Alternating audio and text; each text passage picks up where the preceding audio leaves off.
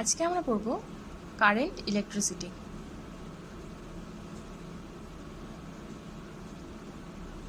Current electricity পড়তে গেলে প্রথমেই আমাদেরকে পড়তে হবে কারেন্ট। কারেন্ট হচ্ছে আমরা আগেও পড়ে এসেছি। কারেন্ট আমরা বলতে পারি যে rate of flow of charge. Current is equal to হচ্ছে আমাদের rate of flow of charge. মানে ধরো এরকম একটা কন্ডাক্টর বা ওয়্যার আছে, এর মধ্যে দিয়ে কিউ কারেন্ট ফ্লো করছে টি টাইমে, তাহলে কারেন্ট আই ইজিক্যাল টু হবে q by t, rate of flow of charge. Rate মানে হচ্ছে ডিভাইডেড বাই টাইম, তাহলে কারেন্ট আই ইজিক্যাল টু হচ্ছে আমাদের কিউ বাই টি। এবার ইউনিট, কারেন্টের ইউনিট কি? কারেন্টের এসআই ইউনিট হচ্ছে অ্যাম্পিয়ার, এর সিম্বল হচ্ছে এ।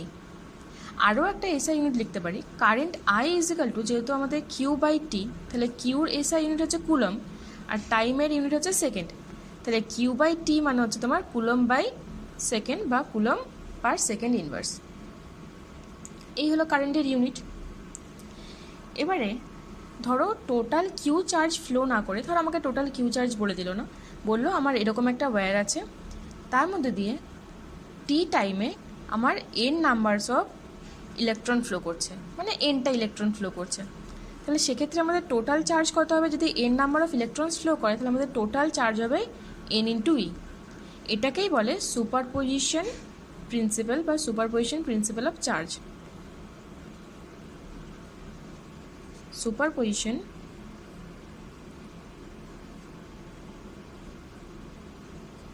Principal of charge. সুপারপজিশন কথাটা মানে হচ্ছে অ্যাডিশন। আমার এনটা ইলেকট্রন আছে, তাহলে আমার টোটাল এনটা ইলেকট্রন অ্যাড হয়ে যাবে। এনটা ইলেকট্রন অ্যাড হয়ে গেলে টোটাল চার্জ হবে Q equal to n into e. তাহলে কারেন্ট আই সেক্ষেত্রে কী হবে? আমরা জানি কিউ বাই টি, তাহলে N E divided by T. তাহলে এই হলো আমাদের কারেন্ট। নেক্সট আমরা টপিকে আসবো, সেটা হচ্ছে আমাদের পোটেনশিয়াল।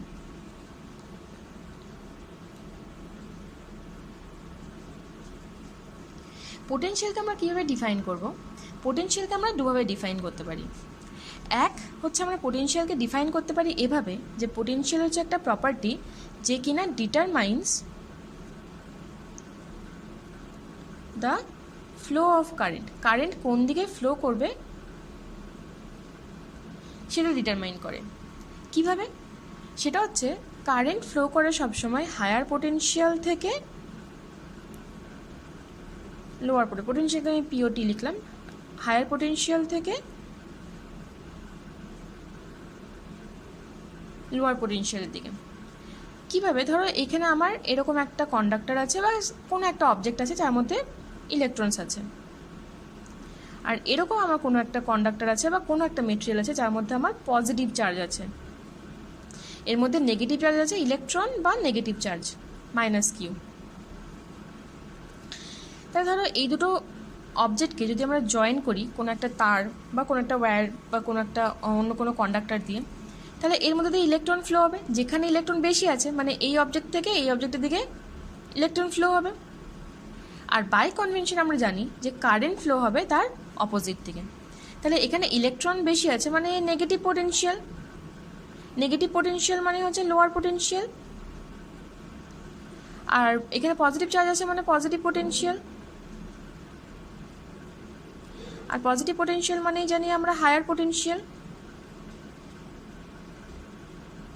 তাহলে দেখো কারেন্ট ফ্লো করছে আমাদের হায়ার পোটেনশিয়াল থেকে লোয়ার পোটেনশিয়ালের দিকে, কিন্তু বাই কনভেনশন ইলেকট্রন ফ্লো করে তার অপোজিট দিকে, ওই জন্য ইলেকট্রন ফ্লো করে লোয়ার পোটেনশিয়াল থেকে হায়ার পোটেনশিয়াল থেকে।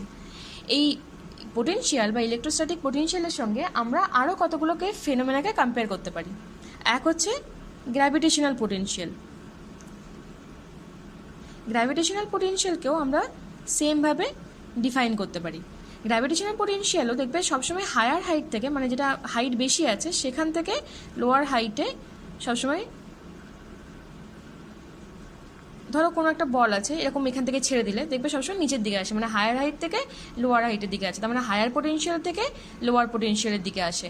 তাহলে গ্র্যাভিটেশনাল পোটেনশিয়ালও সেম নেচার। এছাড়া যদি তুমি ওয়াটার লেভেল বা ওয়াটার ফ্লোয়ের সঙ্গে যদি কম্পেয়ার করো, ধরো এইরকম উঁচুতে একটা ট্যাঙ্ক রাখলে, আর এ নিচুতে একটা ট্যাঙ্ক রাখলে, আর জল এরকম একটা পাইপ দিয়ে কানেক্ট করে দিলে। এটা ধরো জল আছে, আর এটা মোটামুটি এই পর্যন্ত জল আছে, কিছুটা ফাঁকা আছে।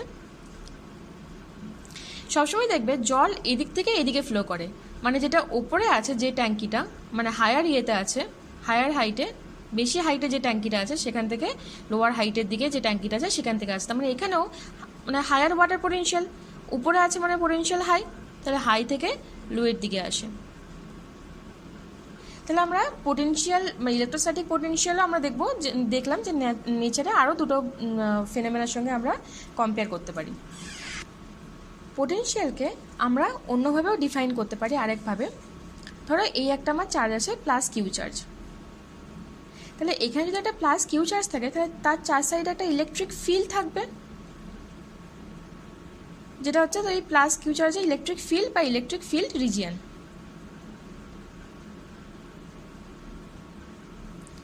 আমরা যদি এখান থেকে একটা +1 কুলম্ব বা ইউনিট চার্জকে এখানে মানে ইনফাইনাইট থেকে ধরো এই পি পয়েন্টে নিয়ে এলাম এর ইলেকট্রিক ফিল্ড রিজিয়নের মধ্যে, তাহলে এই যে কিউ চার্জটা আছে সেখান থেকে এর ডিস্টেন্স হচ্ছে আর। তাহলে আমাদের ইলেকট্রোস্ট্যাটিক পোটেনশিয়ালকে এভাবে ডিফাইন করব যে আমরা একটা ইউনিট চার্জকে ইনফাইনাইট থেকে আর ডিস্টেন্স দূরে নিয়ে আসতে যে পরিমাণ ওয়ার্ক ডান করতে হবে সেটাই হচ্ছে আমাদের পোটেনশিয়াল ভি। পোটেনশিয়ালের ইউনিটটা হচ্ছে ভোল্ট বা ভি = W/Q। এই হচ্ছে আমাদের পোটেনশিয়ালের আরেকটা ডেফিনেশন। নেক্সট আসছে আমাদের পোটেনশিয়াল ডিফারেন্স।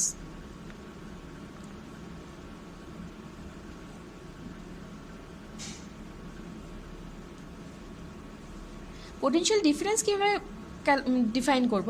ধরো এই সেম চার্জ আছে প্লাস কিউ, এর চার সাইডে এরকম ইলেকট্রিক ফিল্ড আছে, গোল গোল ইলেকট্রিক ফিল্ড গোল গোল থাকে তার কোনো মানে নেই, জাস্ট দেখানোর জন্য।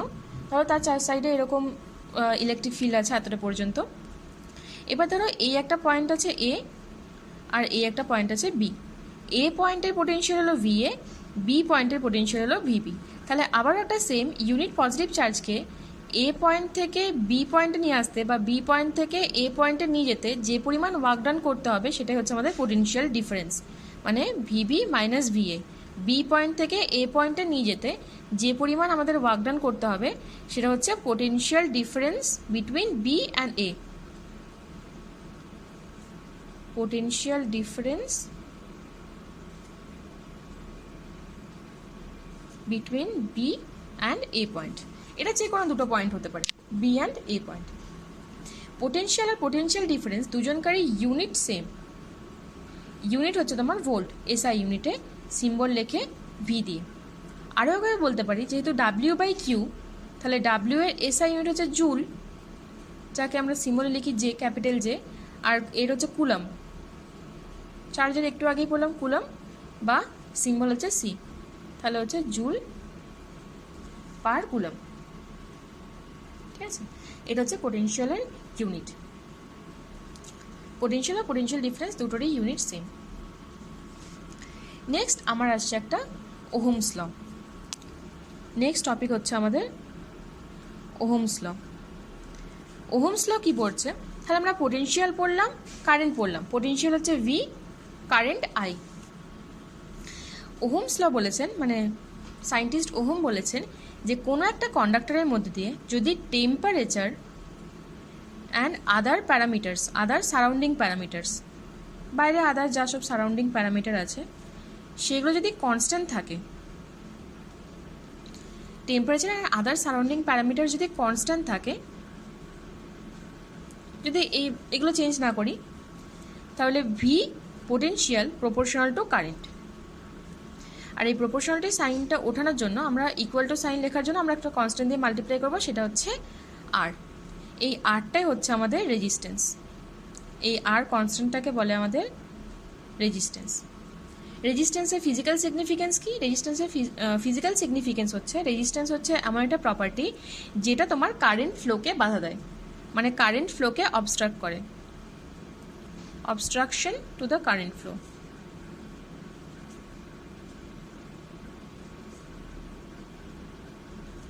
Obstruction to the current flow. এবারে আমরা দেখবো এই রেজিস্ট্যান্স কার কার উপর ডিপেন্ড করে।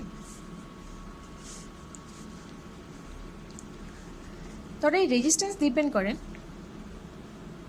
এক হচ্ছে নেচার অফ দ্য মেটেরিয়ালের উপর। নেচার অফ দ্য মেটেরিয়ালকে আমরা কীভাবে ডিফাইন করতে পারি? নেচার অফ দ্য মেটেরিয়ালকে আমরা ডিফাইন করতে পারি রো দিয়ে। রোকে বলে তোমার রেজিস্টিভিটি। এভাবে আমরা নেচার অফ দ্য মেটেরিয়ালকে ডিফাইন করতে পারি।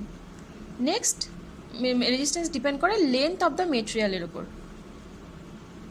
নেক্সট হচ্ছে এরিয়া অফ দ্য মেটেরিয়ালের উপর, আর হচ্ছে টেম্পারেচারের উপর ডিপেন্ড করে, সারাউন্ডিং টেম্পারেচারের উপর ডিপেন্ড করে। নেচার অফ দ্য মেটেরিয়াল বা রেজিস্টিভিটির সঙ্গে কীভাবে ডিপেন্ড করে? আর প্রপোর্শনাল টু রো, লেন্থের সঙ্গেও ডিরেক্টলি প্রপোর্শনাল, আর প্রপোর্শনাল টু এল, আর প্রপোর্শনাল টু 1/a, এরিয়ার সঙ্গে ইনভার্সলি প্রপোর্শনাল। আমরা যদি তিনটে একসঙ্গে লিখি তাহলে আমরা লিখতে পারি আর ইজিক্যাল টু বা R proportional to rho L by A, বা R equal to rho L by A. এই হচ্ছে আমাদের রেজিস্ট্যান্স। রেজিস্ট্যান্সের চারটে জিনিসের উপর ডিপেন্ড করে total: nature of the material, length, area and temperature. রেজিস্ট্যান্সের ইউনিট হচ্ছে ওহম। ওহমকে সিম্বলভাবে লেখে এইভাবে। সেখান থেকে আমরা এই রেজিস্টিভিটি যে পড়লাম রো, সেটাও আমরা ক্যালকুলেট করতে পারি। রো ইজিক্যাল টু তাহলে আর ইন্টু এ বাই এল, এখান থেকে আমরা ক্যালকুলেট করতে পারি rho is equal to R into A by L. সেখান থেকে দেখো আর এর ইউনিট হচ্ছে ওহম, এরিয়ার ইউনিট হচ্ছে মিটার স্কোয়ার, লেন্থের ইউনিট হচ্ছে মিটার। এগুলো কিন্তু সবই এসআই ইউনিট। আমি এতক্ষণ পর্যন্ত যতগুলো ইউনিট বললাম সবই কিন্তু এসআই ইউনিটের। তাহলে একটা মিটার কেটে গেল, তাহলে ওহম মিটার। রেজিস্টিভিটি ইউনিট হচ্ছে তোমার ওহম মিটার। আরও একটা কথা এখানে বলে রাখি, এই রেজিস্টিভিটির যেটা ইনভার্স, মানে 1/রেজিস্টিভিটি ইজিক্যাল টু হচ্ছে তোমার কন্ডাক্টিভিটি। মানে রেজিস্টিভিটি যদি অবস্ট্রাকশন টু দ্য কারেন্ট হয়, তাহলে কন্ডাক্টিভিটি হচ্ছে আমাদের ফ্লো অফ কারেন্টের ডেফিনেশন। মানে 1/রেজিস্টিভিটি মানে 1/রো ইজিক্যাল টু কন্ডাক্টিভিটিকে লিখে সিগমা দিয়ে।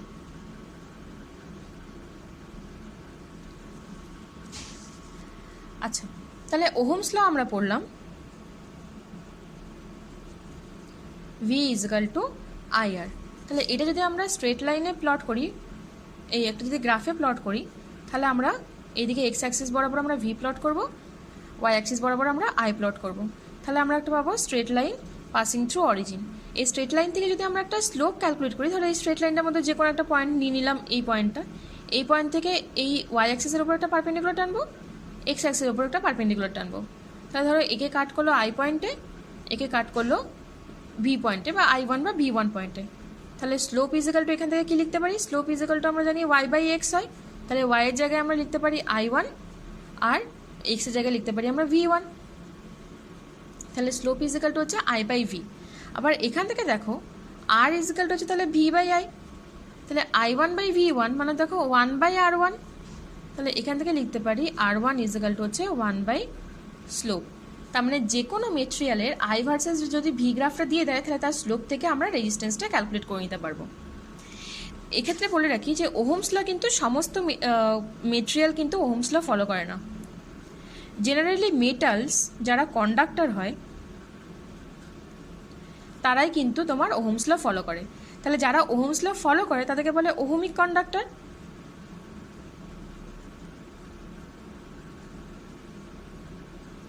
যেরকম ধরো গোল্ড, সিলভার, এরা হচ্ছে ohmic conductor. Ohm's law follow করে মানে এদের যদি তুমি আই ভার্সেস ভি গ্রাফটা প্লট করো, তাহলে এরকম একটা স্ট্রেট লাইন গ্রাফ আসবে। আর হচ্ছে যারা তোমার ওহমস ল ফলো করে না তাদেরকে বলে non ohmic conductor. Non ohmic conductor হচ্ছে তোমার যে কোনো প্রকার ডায়োড, ট্রানজিস্টার, এগুলো আমরা পরে 11-এ পড়বো। ডায়োড, ট্রানজিস্টার কী জিনিস, সেগুলো হচ্ছে তোমার অ্যাপ্লিকেশন আর কি। তো তাদের ক্ষেত্রে গ্রাফটা হয় এইরকম, স্ট্রেট লাইন তো হয় না। তাহলে আই এদিকে ভি, স্ট্রেট লাইন না হয়ে এরকম একটা প্যারাবোলা টাইপসের গ্রাফ হয়। এক্ষেত্রেও আমরা স্লোপ ক্যালকুলেট করতে পারি। ধরো কোনো একটা পয়েন্ট ক্যালকুলেট করলাম, সেখান থেকে এরকম একটা ট্যানজেন্ট টানলাম, এই ট্যানজেন্টের ওপর আমরা একটা ট্রায়াঙ্গেল করব। এইটা হচ্ছে আমাদের ডেল্টা ওয়াই, এটা হচ্ছে ডেল্টা এক্স। তাহলে সেখান থেকে স্লোপ ইজিক্যাল টু হবে delta Y by delta X. মানে এইটুকুর মেজারমেন্ট হচ্ছে ডেল্টা ওয়াই আর এইটুকুর হচ্ছে ডেল্টা এক্স। তাহলে সেখান থেকেও আমরা এখান থেকে আমরা স্লোপটা বা রেজিস্ট্যান্সটা ক্যালকুলেট করে নিতে পারি। রেজিস্ট্যান্স আর, তাহলে আর ইজ ইকুয়াল টু হচ্ছে আমাদের 1 স্লোপ। একইভাবে এখানে রেজিস্ট্যান্সটাকে কিন্তু বলে ডাইনামিক রেজিস্ট্যান্স।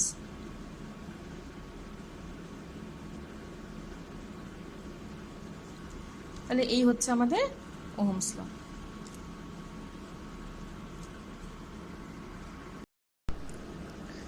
কেমিস্ট্রিতে আমরা পড়ব atomic structure and chemical bonding.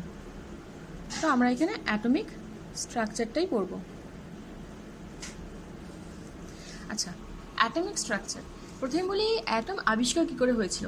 যখন আমাদের বিভিন্ন মেটেরিয়াল আবিষ্কার হতে শুরু করলো, তখন সবাইকার মনে হতে থাকলো যে তাহলে মেটেরিয়াল যখন আবিষ্কার হচ্ছে, তাহলে মেটেরিয়ালগুলো আলটিমেটলি কী দিয়ে তৈরি, আলটিমেট পার্টিকেল অফ দ্য ম্যাটারটা কী। তো এই বিষয়ে মহর্ষি কনাদ অনেকদিন আগে, প্রায় 6600 বিফোর ক্রাইস্ট, পরমাণু বলে একটা কনসেপ্ট দিয়েছিলেন। পরমাণু কথাটার মানে হচ্ছে ইনডিভিজিবল। পরমাণু কথাটার মানেই হচ্ছে ইনডিভিজিবল।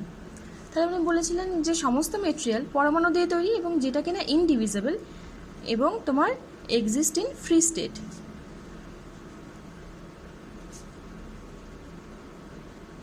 ফ্রি স্টেটে এক্সিস্ট করতে পারে। আচ্ছা, নেক্সট উনি আরও একটা কথা বলেছিলেন যে পরমাণুগুলো কম্বাইন করে গিয়ে তোমার অণু ফর্ম করে। এই পরমাণুগুলোই কম্বাইন করে গিয়ে ফর্ম করে অণু। কিন্তু ঠিক এটা সায়েন্টিফিক থিওরি নয়, অ্যাকচুয়ালি সায়েন্টিফিক থিওরি দিয়েছিলেন জন ডাল্টন। উনি বলেছিলেন যে তোমার ultimate particle of the material বা fundamental building block of the matter হচ্ছে তোমার অ্যাটমস। পরমাণুকে পরবর্তীকালে অ্যাটমস নাম দেওয়া হয়। পরমাণু বাংলাতে বলা হয়, ইংলিশে বলা হয় অ্যাটম। তো atoms are the indivisible particle that are fundamental building block of the matter. তো ওনার মেন পস্টুলেটগুলো ছিল যে material consist of very small and indivisible particle that is atoms. Material হচ্ছে খুবই স্মল এবং তোমার ইনডিভিজিবল পার্টিকেল অ্যাটম দিয়ে তৈরি। Atoms can neither be created nor be destroyed. Atom ক্রিয়েটও করা যায় না, ডেস্ট্রয়ও করা যায় না। এটা energy conservation of mass and energy থেকে আসে। যেরকম মাস বা এনার্জি ক্রিয়েটও করা যায় না, ডেস্ট্রয়ও করা যায় না, ঠিক সেরকমই অ্যাটম ক্রিয়েটও করা যায় না, ডেস্ট্রয়ও করা যায় না। Atoms R alike for N same element but different for different element. Atom হচ্ছে সেম এলিমেন্টের জন্য একরকমই দেখতে এবং তোমার ডিফারেন্ট এলিমেন্টের জন্য ডিফারেন্ট টাইপের দেখতে। কিন্তু ওনার এই থিওরিটা কন্ট্রাডিক্ট করেছিল, সেটা হচ্ছে যে আইসোটোপসের ক্ষেত্রে। ধরো আমরা জানি যে C12, C13 আর C14, সি মানে কার্বন, কার্বন 12, কার্বন 13 আর কার্বন 14, এরা হচ্ছে আইসোটোপ। তো এরা সেম মেটেরিয়ালস কার্বন দিয়ে তৈরি, কিন্তু এদের অ্যাটমগুলো তোমার একই রকমের দেখতে নয়। নেক্সট হচ্ছে atom combines to form molecules. Atom combine করে মলিকিউলস ফর্ম করে। Atoms of one element combined with another atom in a simple ratio to form a compound. একটা এলিমেন্টের অ্যাটম আরেকটা এলিমেন্টের অ্যাটমের সঙ্গে বা তোমার একই অ্যাটম তোমার কম্বাইন করে গিয়ে তোমার কম্পাউন্ড ফর্ম করে, কিন্তু উনি বলেছিলেন সিম্পল রেশিওতে। কিন্তু মোটেই সিম্পল, পরবর্তীকালে দেখা গেল যে সিম্পল রেশিওতে অনেক সময় নাও হতে পারে। এরকম অর্গানিক কম্পাউন্ডগুলো, এক একটা অর্গানিক কম্পাউন্ডের সিম্পল রেশিওতে কিন্তু কম্বাইন হয় না। এরকম ধরো আমি একটা অর্গানিক মেটেরিয়ালের আমি এক্সাম্পল দিই, সেটা হচ্ছে C12.6 N32.4 V3O4। এরকম একটা মেটেরিয়াল আছে। C carbon, N for nitrogen, V for vanadium, O for oxygen. তো এটা দেখো সিম্পল রেশিও নয়, ইনফ্যাক্ট হোল নাম্বারও নয়। 12.6, 32.4 এরকম টাইপের রেশিওতেও তোমার কম্বাইন হতে পারে কম্পাউন্ড ফর্ম করার জন্য। নেক্সট উনি বলেছিলেন যে atoms are the smallest units of matter that can take part in a chemical reaction. Atom হচ্ছে তোমার সব থেকে স্মলেস্ট ইউনিট যেটা কিনা কেমিক্যাল রিয়াকশনে টেক পার্ট করে। তো ওনার এই থিওরিটা একমাত্র ঠিক ছিল যে অ্যাটমই হচ্ছে সব থেকে স্মলেস্ট পার্টিকেল যেটা তোমার যে কোনো কেমিক্যাল রিয়াকশনে টেক পার্ট করে। এটা বাদ দিয়ে বাকি সমস্ত থিওরি ওনার কন্ট্রাডিক্ট করছিল। কারণ কি, পরবর্তীকালে আবিষ্কার জে থমসন আবিষ্কার করলেন ইলেকট্রন, গোল্ডস্টাইন আবিষ্কার করলেন প্রোটন, জেমস স্যাডউইক আবিষ্কার করেছিলেন নিউট্রন। তো ইলেকট্রন, প্রোটন, নিউট্রন আবিষ্কার হয়ে যাওয়ার পর এই কন্ট্রাডিক্টরি মানে এই থিওরিটা একদমই কন্ট্রাডিক্ট করে গেল যে অ্যাটমস হচ্ছে সব থেকে ইনডিভিজিবল পার্টিকেল। মোটেই নয়। তাহলে অ্যাটমকেও ডিভাইড করা যায়, অ্যাটমও তোমার ইলেকট্রন, প্রোটন, নিউট্রন দিয়ে তৈরি। তাহলে এই থিওরিটা একদমই ফেল করলো অ্যাটমিক স্ট্রাকচার হিসেবে। তারপরে ইলেকট্রন, প্রোটন, নিউট্রন আবিষ্কার হওয়ার পরে তাহলে ইলেকট্রন, প্রোটন, নিউট্রন এরা ডিস্ট্রিবিউটেড কীভাবে থাকবে অ্যাটমের মধ্যে, তো সেই নিয়ে তারপরে বিভিন্ন থিওরি পাবলিশ হতে শুরু করে। তো প্রথমে একজন বলেছিলেন যে এরকম পাম পুডিং মডেল, হাতের তালুর মতো, বা তোমার আমরা যেরকম ওয়াটারমেলন দেখেছি, ওয়াটারমেলন বা তরমুজে কীরকম হয়, ধরো একটা লাল পোর্শন থাকে এরকম মতো, আর তার মধ্যে এরকম সিডসগুলো থাকে। তো উনিও বললেন যে অ্যাটম হচ্ছে এরকম লাল পোর্শনটা পুরোটা অ্যাটম, আর তার যে সিডসগুলো সেগুলো হচ্ছে ইলেকট্রন, যেরকম চারদিকে ছড়ানো ছড়ানো থাকে সেরকম ইলেকট্রনও চারদিকে ছড়িয়ে ছিটিয়ে থাকে। তো এই নিয়ে সায়েন্টিস্ট রাদারফোর্ড একটা এক্সপেরিমেন্ট পারফর্ম করেন। এরকম উনি একটা গোল্ড ফয়েল নেন, আর তার চার সাইডে এরকম একটা ডিটেক্টর করেন, এরকম একটা মাঝখানে গোল্ড ফয়েল নেন। উনি এখানে একটা আলফা পার্টিকেল হিট করতে থাকেন, একটা আলফা পার্টিকেলের সোর্স থেকে এরকম একটা আলফা পার্টিকেল বেরোচ্ছে, এরকম একটা সোর্স নেন যেখান থেকে আলফা পার্টিকেল বেরোচ্ছে, এবং এই গোল্ড ফয়েলটা একটা পাতলা গোল্ড ফয়েল যাতে জাস্ট একটাই লেয়ার থাকে, এরকম একটা পাতলা গোল্ড ফয়েল রেখেছেন এবং সেখানে আলফা পার্টিকেলগুলো পাঠাচ্ছেন, এইভাবে সেন্ড করছেন আলফা পার্টিকেলগুলো ডিটেক্টর থেকে। আর এই হচ্ছে তোমার এই সোর্স থেকে, আলফা পার্টিকেলের সোর্স থেকে, আর এই হচ্ছে তোমার তার চার সাইডে ডিটেক্টরটা। তো উনি কি অবজার্ভ করলেন, ম্যাক্সিমাম আলফা পার্টিকেলই তোমার গোল্ড ফয়েল দিয়ে স্ট্রেট ওয়েতে পাস করে যাচ্ছে, কিছু আলফা পার্টিকেল তোমার একদম এইভাবে ব্যাক করে যাচ্ছে 180 ডিগ্রিতে, আর কিছু আলফা পার্টিকেল তোমার জাস্ট এইভাবে এসে ডেভিয়েট করে যাচ্ছে। উনি এখান থেকে কনক্লুশন করলেন যেহেতু ম্যাক্সিমাম নাম্বার অফ পার্টিকেলস এইভাবে তোমার স্ট্রেট পাস করে যাচ্ছে কোনো ডেভিয়েশন ছাড়াই, তো উনি এখান থেকে কনক্লুশন করলেন যে অ্যাটমসের ম্যাক্সিমাম জায়গায় ফাঁকা, ম্যাক্সিমাম এমটি স্পেস আছে অ্যাটমসের মধ্যে। আর মাঝখানে যেখান থেকে মানে কিছু কিছু পার্টিকেল ডেভিয়েট করেছে বা কিছু আলফা পার্টিকেল একদম 180 ডিগ্রি ঘুরে যাচ্ছে, তাহলে মাঝখানে এমন কিছু একটা আছে যেটা হচ্ছে তোমার হাইলি পজিটিভ, সেই জন্য আলফা পার্টিকেলও পজিটিভ চার্জ, ওই জন্য ওদেরকে একদম 180 ডিগ্রিতে ডেভিয়েট করে দিচ্ছে। তাহলে মাঝখানে এটাকে উনি নাম দিলেন নিউক্লিয়াস। তাহলে হাইলি পজিটিভ, পরবর্তীকালে দেখা গেল যে নিউক্লিয়াসের মধ্যে থাকে প্রোটন,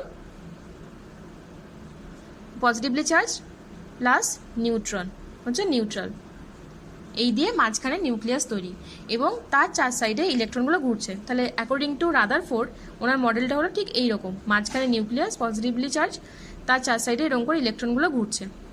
কিন্তু ইলেকট্রন ঘোরা নিয়ে উনি বলেছিলেন যে ইলেকট্রনের এই অরবিট বা পাথ কিন্তু ফিক্সড নয়, ইলেকট্রন এইভাবে নিউক্লিয়াসকে করে সেন্টার করে এইভাবে ঘুরছে, এবং যখন ও অরবিটটাতে ঘুরছে তখন প্রতি মুহূর্তে ও ইলেকট্রোম্যাগনেটিক রেডিয়েশন এমিট করছে, এবং প্রতিবার যেহেতু ইলেকট্রোম্যাগনেটিক রেডিয়েশন এমিট করছে তার মানে ওর কাইনেটিক এনার্জি আস্তে আস্তে কমে যাচ্ছে, ফলে প্রতিবার এই যে অরবিটে ঘুরছে সেই অরবিটের রেডিয়াসটা কমতে কমতে থাকছে, এবং একটা টাইমে এসে নিউক্লিয়াসের উপর আছড়ে পড়ছে। তো যখনই নিউক্লিয়াসের উপর আছড়ে পড়বে তার মানে কি, তখন অ্যাটমটা র্যাপচার করে যাবে। কিন্তু এটা তো কই হয় না, আমরা তো দেখি অ্যাটমই থাকে, র্যাপচার তো করে যায় না বা নষ্ট তো হয়ে যায় না কিছুটা টাইম পর। তাহলে তার মানে রাদারফোর্ডও কিছু কিছু ঠিক বলেছিলেন যে তোমার মাঝখানটা নিউক্লিয়াস আছে যেটা পজিটিভলি চার্জ হাইলি, তার চার সাইডে ইলেকট্রন ঘুরছেন, কিন্তু ওনার কিছু থিওরি ফেল করে গেছিলো, এবং ওনার মেন ড্রব্যাক ছিল এই পস্টুলেটটা যে ইলেকট্রন কোনো ফিক্সড পাথে ঘোরে না, এরকম ঘুরতে ঘুরতে তোমার ইলেকট্রোম্যাগনেটিক রেডিয়েশন এমিট করে, এবং ইলেকট্রোম্যাগনেটিক রেডিয়েশন এমিট করার জন্য ওর কাইনেটিক এনার্জি লস হয়, এবং প্রতিবার ওর যে পাতে ঘুরছে সেই পাতটার রেডিয়াস কমতে কমতে আস্তে আস্তে নিউক্লিয়াসে আছড়ে পড়ে। নিউক্লিয়াসে আছড়ে পড়লে তো অ্যাটমটা র্যাপচার হয়ে যাওয়ার কথা, কিন্তু র্যাপচার হয় না, ফলে এখান থেকে জানা যায় যে এটা ওনার ড্রব্যাকস। তো এরপর সায়েন্টিস্ট নিলস বোর একটা মডেল দিয়েছেন, তাকে বলে বোরস মডেল। এখনও পর্যন্ত এটাই কিছু কিছু হলো মডিফাই হলো, এখনও পর্যন্ত এটাই স্ট্যান্ডার্ড মডেল। বোরস মডেল অনুযায়ী বোরস বলেছিলেন বোরসের 3টে পস্টুলেট আছে। একটা হচ্ছে উনি বলেছিলেন যে ইলেকট্রনগুলো তোমার ফিক্সড পার্টে রিভলভ করে, সেটাকে বলে অরবিট, এবং যে কোনো ইলেকট্রন যদি এই অরবিটে রিভলভ করে তাহলে তখন কোনো ইলেকট্রোম্যাগনেটিক রেডিয়েশন এমিট করে না, ফলে ওর কাইনেটিক এনার্জি লসও হচ্ছে না, ফলে রেডিয়াসটা ফিক্স থাকছে, নো ইলেকট্রোম্যাগনেটিক রেডিয়েশন।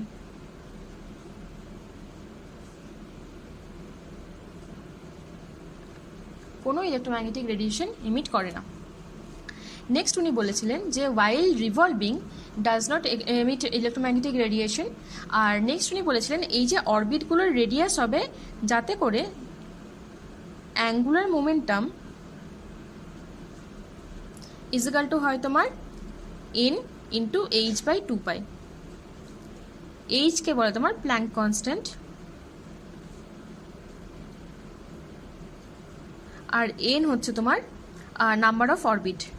কোন অরবিটে ঘুরবে সেটা এইভাবে ডিসাইড হবে, কোন ইলেকট্রনটা কোন অরবিটে ঘুরবে যাতে করে ইলেকট্রনটার যে অ্যাঙ্গুলার মোমেন্টাম সেটা ইজিক্যাল টু হয় nh/2π।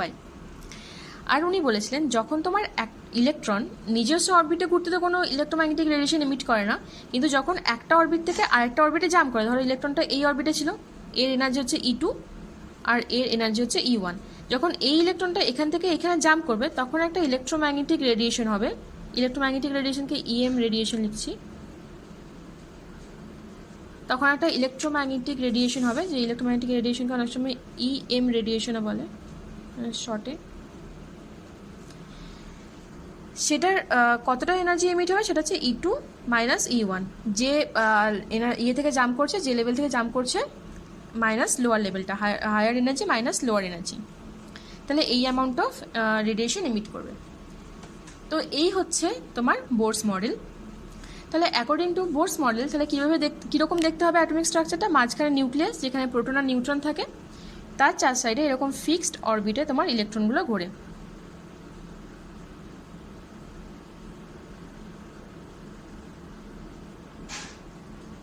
এরকম করে ইলেকট্রনগুলো ঘুরছে। এবার হচ্ছে এখান থেকে আমি দুটো জিনিস ডিফাইন করতে পারি, একটা হচ্ছে অ্যাটমিক নাম্বার আর একটা হচ্ছে মাস নাম্বার। ঠিক আছে, অ্যাটমিক নাম্বার কাকে বলে? অ্যাটমের দুটো জিনিস ডিফাইন করা যায়, একটা হচ্ছে অ্যাটমিক নাম্বার। অ্যাটমিক নাম্বার মানে হচ্ছে number of protons or number of electrons.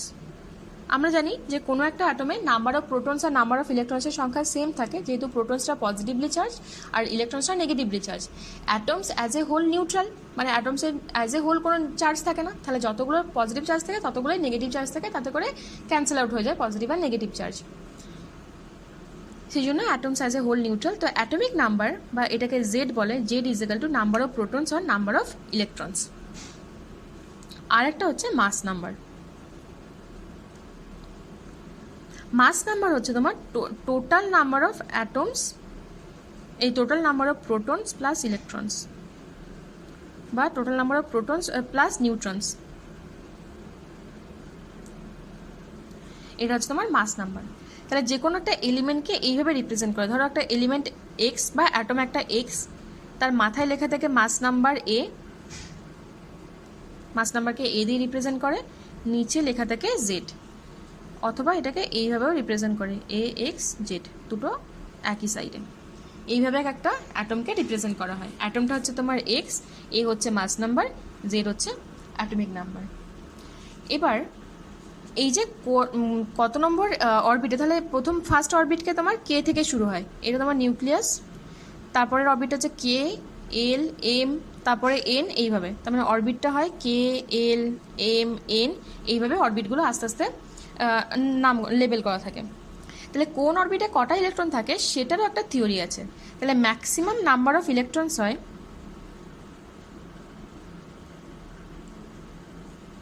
তার ফর্মুলা হচ্ছে 2 × n²। এন হচ্ছে নাম্বার অফ অরবিট, মানে কে হচ্ছে n1, এল হচ্ছে 2 যেহেতু সেকেন্ড অরবিট, এম হচ্ছে 3, এন হচ্ছে 4।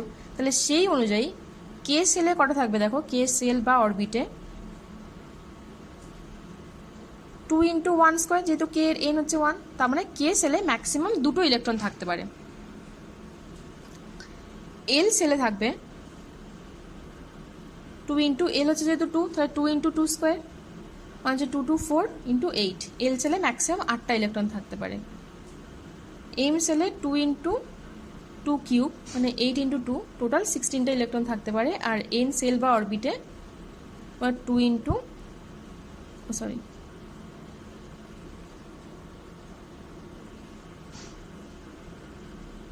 এম হচ্ছে 3, টোটাল 18টা ইলেকট্রন থাকতে পারে। আর এনের এই হচ্ছে 4 স্কোয়ার, তাহলে টোটাল 32 নাম্বারস অফ ইলেকট্রন থাকতে পারে ম্যাক্সিমাম। এখান থেকে আমরা তাহলে ক্যালকুলেট করতে পারি, ধরো আমাদের একটা এলিমেন্ট দিল এমজির একটা অ্যাটম, ঠিক আছে। এমজি আমাদের কত জানি, এমজির মাস নাম্বার হচ্ছে 24, আর হচ্ছে অ্যাটমিক নাম্বার হচ্ছে 12। তাহলে atomic number Z is equal to 12, তাহলে সেখান থেকে আমরা ওর অ্যাটমিক স্ট্রাকচারটা জানতে পারি। কীভাবে, যেরকম ধরো 12-এর থেকে তাহলে প্রথম দুটো যাবে কে সেলে, বাকি থাকছে আরও 10টার মধ্যে 8টা যাবে তোমার এল সেলে, কারণ কি ম্যাক্সিমাম নাম্বার অফ ইলেকট্রনস হচ্ছে এল সেলের 8, তাহলে 8টা ইয়েতে, তাহলে 8 × 8 + 2 মানে 10 হয়ে গেল, আর দুটো বাকি থাকবে, তাহলে বাকি দুটো যাবে তোমার এম সেলে। তাহলে ওর 3টে অরবিট থাকবে কে এল এম, প্রথমে দুটো, তারপরে 8টা, তারপরে দুটো। তাহলে এইভাবে আমরা অ্যাটমিক স্ট্রাকচারকে ভিজুয়ালাইজ করতে পারি। বায়োলজির একটা চ্যাপ্টার আছে ওয়েস্ট জেনারেশন অ্যান্ড ম্যানেজমেন্ট, ঠিক আছে। আজকে আমরা পড়বো ওয়েস্ট জেনারেশন অ্যান্ড ম্যানেজমেন্ট। তো ওয়েস্ট, প্রথমত তো ওয়েস্ট কী জিনিস, ঠিক আছে। ওয়েস্ট হচ্ছে আমরা কোনো একটা জিনিস ইউজ করার পর যেটা থ্রো করে দিই বা যেটা ডিসপোজাল করি, সেটা হচ্ছে আমাদের ওয়েস্ট। তাহলে waste is any substance which is discarded after primary use or 1 time use or 2 time use. তাহলে disposal of or discarded after primary use. Any substance that is discarded after primary use is called waste. আচ্ছা, এই West হচ্ছে আমাদের এখন কারণ কি environmental pollution এখন আমাদের সব থেকে বেশি কনসার্ন। এনভায়রনমেন্টাল পলিউশনের জন্য আমাদের বিভিন্ন সমস্যা হচ্ছে, যেরকম টেম্পারেচার রাইজ হচ্ছে, এছাড়াও আরও বিভিন্ন রকম সমস্যা, হেলথ প্রবলেম হচ্ছে, হিউম্যান হেলথ প্রবলেম হচ্ছে। তো এই এনভায়রনমেন্টাল পলিউশন আর তোমার এই এনার্জি ক্রাইসিস এখন আমাদের সব থেকে বড় প্রবলেম। তো তার মধ্যে এই ওয়েস্ট জেনারেশন হচ্ছে এক টাইপের পলিউশন। তো এই ওয়েস্ট কোথা থেকে জেনারেট করে বা ওয়েস্টের সোর্স, আর তারপর আমরা পড়বো কীভাবে সেগুলো আমরা ম্যানেজ করতে পারি। তো ওয়েস্ট জেনারেশনের মেন রিজনগুলো হচ্ছে তোমার এখনকার দিনের পপুলেশন গ্রোথ, এত বেশি ইন্ডাস্ট্রিয়ালাইজেশন, এছাড়াও তোমার যত বেশি পপুলেশন গ্রোথ হচ্ছে তত বেশি তোমার আরও খাবারের বলো বা সব কিছুই তোমার চাহিদা বাড়ছে। যত বেশি চাহিদা বাড়ছে খাবার বা অন্য কিছু, তাহলে এগ্রিকালচারাল আরও ওয়েস্ট বাড়ছে। এছাড়াও তোমার ফুড ক্রাইসিস হচ্ছে, ফুড ক্রাইসিসের জন্য যে তোমার এগ্রিকালচারাল ওয়েস্টগুলো, তো এগ্রিকালচার বাড়াতে আমাদের তাহলে মেন হচ্ছে পপুলেশন, ইন্ডাস্ট্রিয়ালাইজেশন আর এগ্রিকালচার ওয়েস্ট। এই তিনটে হচ্ছে আমাদের মেনলি ওয়েস্টের এছাড়াও আছে আমাদের, তাহলে আমরা যদি ওয়েস্টকে ক্যাটাগরাইজ করি তাহলে আমাদের ওয়েস্ট 5 রকমের। একটা হচ্ছে তোমার ডোমেস্টিক ওয়েস্ট, একটা হচ্ছে তোমার ইন্ডাস্ট্রিয়াল ওয়েস্ট, একটা হচ্ছে তোমার এগ্রিকালচারাল ওয়েস্ট, একটা হচ্ছে তোমার মিউনিসিপ্যাল ওয়েস্ট। যত বেশি আমরা আরবানাইজেশন হচ্ছি, মানে যত বেশি আমরা সিভিলাইজড হচ্ছি, যত বেশি আমরা সোশ্যালাইজড হচ্ছি, তত বেশি এসব মিউনিসিপ্যালিটি গড়ে উঠছে, ফলে মিউনিসিপ্যাল ওয়েস্ট। আর একটা হচ্ছে আমাদের ওয়েস্ট। তাহলে এই হলো আমাদের 5 টাইপের source of waste: domestic waste, industrial waste, agricultural waste আর মিউনিসিপ্যাল ওয়েস্ট। তো ডোমেস্টিক ওয়েস্টের মধ্যে ডোমেস্টিক ওয়েস্ট কি, মেনলি যেটা আমরা ওয়েস্ট ফ্রম হোমস, যেগুলো আমাদের হোম বা জন্য হাউসহোল্ড পারপাসের জন্য, ওয়েস্ট ফ্রম হাউসহোল্ড পারপাসে যেসব জিনিসপত্র ইউজ হয় সেগুলো যখন তোমার ডিসপোজ করি তখন সেটা হচ্ছে তোমার ডোমেস্টিক ওয়েস্ট। ইন্ডাস্ট্রিয়াল ওয়েস্ট হচ্ছে, আচ্ছা এই ডোমেস্টিক ওয়েস্টের মধ্যে আরও পড়ে, সেটা হচ্ছে তোমার হাউসহোল্ড পারপাস, মানে কি যে কোনো কিচেন ওয়েস্ট, এছাড়াও প্লাস্টিক প্যাকিং অ্যান্ড র্যাপিং, তোমার যে কোনো যদি ব্রোকেন গ্লাস যেগুলো আমরা থ্রো আউট করি সেগুলো, utensil, mirrors, electric bulbs, West pieces of clothes or bedsheets or towel, যে কোনো টাইপের ক্লথসের ওয়েস্ট, সেগুলো তো আমরা বাইরে গিয়ে ডাম্প করি বা বাইরে আমরা ছুঁড়ে ফেলে দিই, তো সেটাই হচ্ছে তোমার ডোমেস্টিক ওয়েস্ট, ঠিক আছে। আচ্ছা, এরপর হচ্ছে তোমার ইন্ডাস্ট্রিয়াল ওয়েস্ট। ইন্ডাস্ট্রিয়াল ওয়েস্ট মানে কি, মেনলি যেগুলো ফ্যাক্টরি অথবা যেগুলো তোমার থার্মাল প্ল্যান্টস থেকে আসে, থার্মাল প্ল্যান্টস, তারপর এখন আবার নিউক্লিয়ার, রিসেন্ট তোমার এমনি এনার্জি ক্রাইসিস করতে আমরা চাইছি যাতে তোমার যেটা ইনফাইনাইট সোর্স অফ এনার্জি সেগুলো তাহলে নিউক্লিয়ার প্ল্যান্টস, ঠিক আছে। তো এগুলো হচ্ছে তোমার ইন্ডাস্ট্রিয়াল ওয়েস্টের মধ্যে পড়ে, মানে বিভিন্ন ধরনের ফ্যাক্টরি, সে ক্লথ ইন্ডাস্ট্রি হতে পারে বা সিমেন্ট ইন্ডাস্ট্রি হতে পারে বা তোমার বিভিন্ন অয়েল রিফাইনারিজ হতে পারে। তো বিভিন্ন ধরনের ফ্যাক্টরিজ, এছাড়া থার্মাল প্ল্যান্টস, ঠিক আছে। আর হচ্ছে তোমার নিউক্লিয়ার ওয়েস্ট।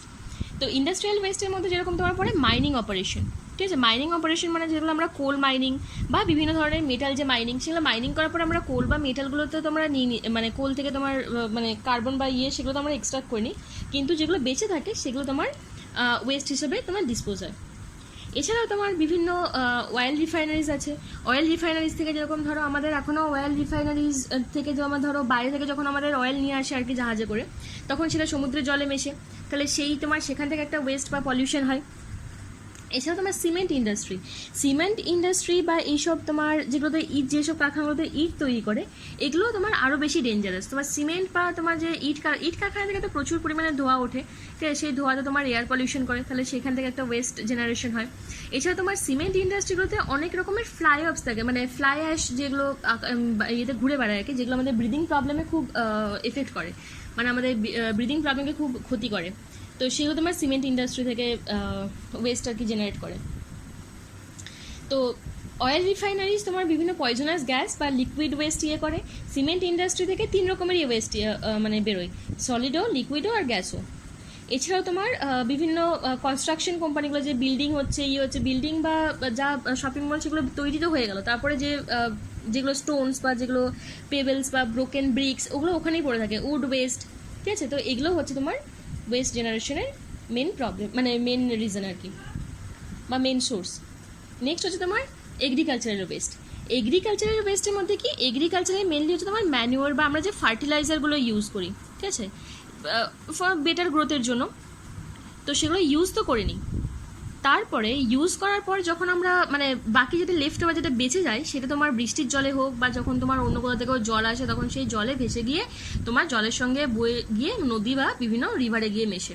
তাহলে সেটা তোমার এগ্রিকালচারের ওয়েস্ট হলো, কারণ কি এগ্রিকালচার থেকে যেটা তোমার মানে যেটা প্রাইমারি ইউজ, মানে যেটুকু ইউজ করা সেটুকু নিয়ে নিল গাছগুলো, বাকিটা তোমার জলে বা মানে বিভিন্ন রিভার বা পন্ডে গিয়ে মিশে তোমার ওয়াটার পলিউশন সৃষ্টি করে। নেক্সট হচ্ছে তোমার মিউনিসিপ্যাল হচ্ছে তোমার এই যে আমরা হাউস হোল্ড ডিসচার্জ করছি সেগুলো।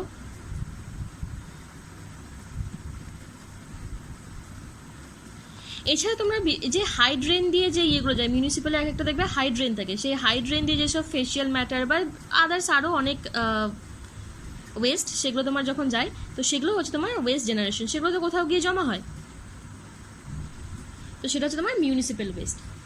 আর এই মিউনিসিপ্যাল ওয়েস্টের মধ্যে তোমার যেগুলো তোমার ওয়েস্ট ক্যারিড থ্রু সিওয়ার্স, সেগুলোকে বলে সুয়েজ। মানে মিউনিসিপ্যাল ওয়েস্টে তোমার সুয়েজের একটা তোমার স্পেশাল ডিভিশন আছে, সেটা হচ্ছে তোমার মেনলি এটা হচ্ছে যেসব ওয়েস্টগুলো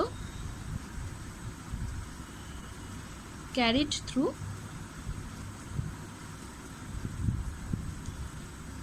সিওয়ার্স, ঠিক আছে, এগুলোকে বলে সুয়েজ। তো এই মিউনিসিপ্যাল ওয়েস্টের মধ্যে অনেকগুলো হয় তোমার ডিগ্রেডেবল মানে হচ্ছে সেগুলোকে আমি, যেসব ওয়েস্টগুলো হয় সেগুলোকে আমি আরও নন টক্সিক যে কোনো এলিমেন্টে, নন টক্সিক মেটেরিয়ালে আমরা কনভার্ট করতে পারি।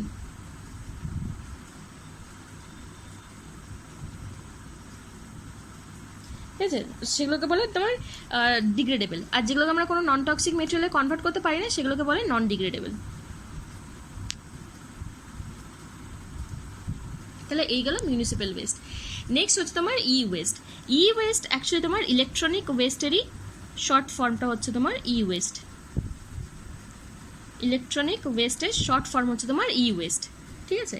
ইলেকট্রনিক ওয়েস্ট বলতে আমরা যে ওল্ড কম্পিউটার্স আছে, আমাদের ওল্ড টিভিস, ওল্ড রেফ্রিজারেটর যেগুলো খারাপ হয়ে যায়, বা রেফ্রিজারেটরের different part, TVs different part, radio, cellphone যেগুলো খারাপ হয়ে যায়, মোবাইল ব্যাটারিজ, সেগুলোও কিন্তু আমরা যেখানে সেখানে ফেলে দিই, সেগুলোও কিন্তু এক টাইপের ওয়েস্ট। এছাড়া তোমার বিভিন্ন ফ্লুরোসেন্ট টিউব আছে, ইলেকট্রিক টয়েস আছে, মেডিকেল ইনস্ট্রুমেন্ট, তোমার লেড অ্যাসিড ব্যাটারিজ, এগুলো সবই তোমার ইলেকট্রিক ওয়েস্ট বা এই ওয়েস্ট বা তোমার ইলেকট্রনিক ওয়েস্টের মধ্যে পড়ে।